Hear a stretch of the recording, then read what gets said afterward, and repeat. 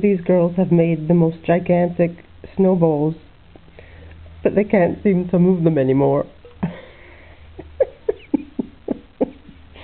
They were attempting to lift one of them up to put it on top of the other one.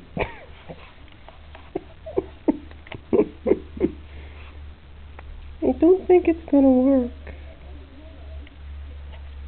but it's funny watching them.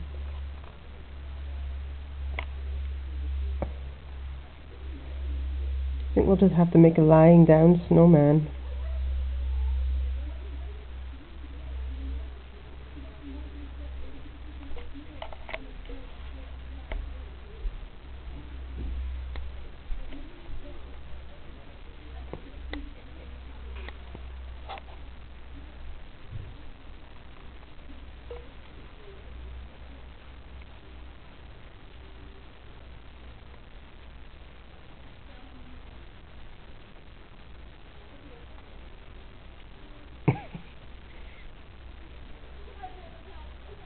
Let's see if they ever get anywhere.